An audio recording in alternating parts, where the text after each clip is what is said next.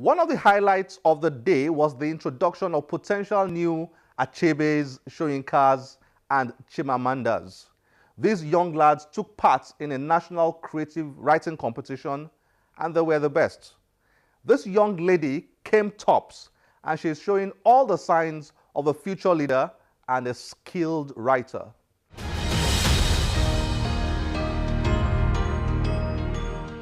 After dousing me in a bucket of cold water, he left. Meet Funke Olufon, a 14-year-old writer and an SS2 student who just won the annual National Flipbook Creative Writing Competition.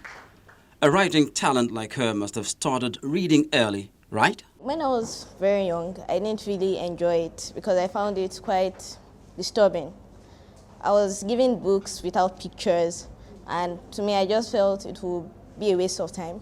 Until a book was introduced to me by Brian Drax. It's called Malfox. This one, they had pictures, but it had talking animals without humans inside. So I really enjoyed it, and it piqued my interest in reading. Oh, and how has it been since then? It's been great. I read different types of stories by different authors, talented authors, bestsellers, and I really enjoy it. But people say her generation does not read. If people are not encouraged well enough to read, they are less likely to pick up a book to read it. If they are not told about different experiences and not given a cliffhanger that you should check a book out to read it, they are less likely to do so. So they have to be given an incentive to just pick up a book to read and enjoy it. Creative writers often sweat over their plots. What's her award-winning one about? The theme for this story is child abuse. And I didn't know what exactly to write about it at first. But based on various topics I've heard forms of child abuse, child trafficking, human trafficking, things like that. So I decided to base my story off two. That is child hawking, selling things on the street at a very young age, and child prostitution. So I didn't put any other thing. Those were just the two main ideas in my story. This story is about a girl. Her name is Chidima. And she has a father, is quite a sadist. So her mother died, and because of that, he became bitter against the whole world. But instead of him to love his daughter, he decided to take her out into the harsh reality of life, and then he used her to sell wares. To him, it's just a way of making money. To him, it doesn't mean anything, especially if he's not the one doing it. But as a way of making faster money, he decided that she would be a child prostitute. He would give her skimpy dresses to wear. Before that, he would beat her into submission, and then she'll have to do her job. When she's done, he'll collect the money and lock her in the basement. That is practically her home. He would continue this time after time, and he takes pleasure in watching her broken, unhappy. So to him, it's just his way of life, and he's not going to change it. An intriguing plot, it seems. How did it end? Oh, at the end, you can't decide whether the girl will die or the father will die, or the girl will live or the two of them will live, or if they will forever be against each other. It's just, and you have to draw your own conclusions from the ending. Why did she write about child molestation? A lot of times, during classes, people usually bring up the topic. It's either today a child is raped by her father, or a child was being killed in an accident because he was running after a vehicle trying to sell his or her wares. So that just gave me the incentive that I'm going to write on something like on child prostitution and child hawking.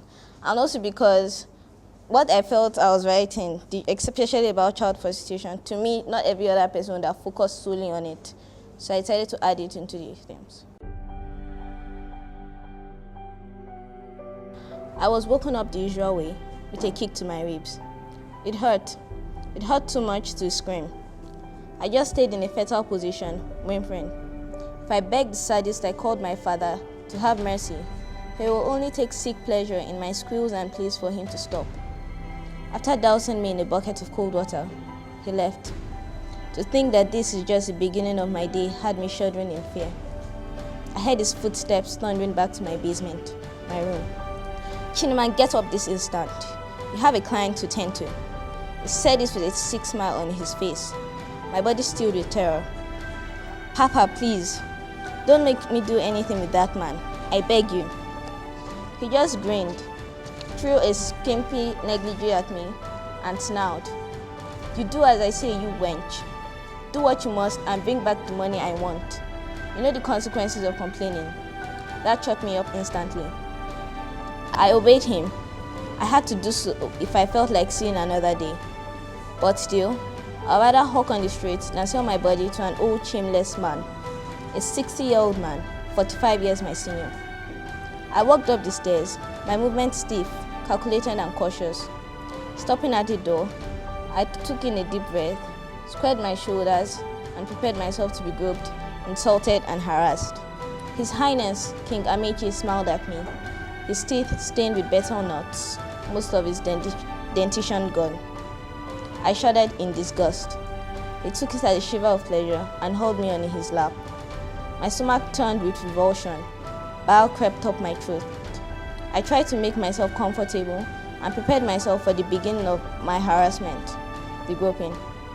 His followers kept on hailing him, encouraging him. I almost cried in disgust, hate, and self-loathing.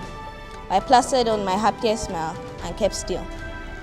Feeling satisfied with himself for the moment, he let me go, but not after throwing my pay at his feet, making me bend down in a submissive manner. I hated him, myself, and my father at that moment. Why couldn't my father just let me hug drinks as usual? I smiled grimly to myself, knowing the answer immediately.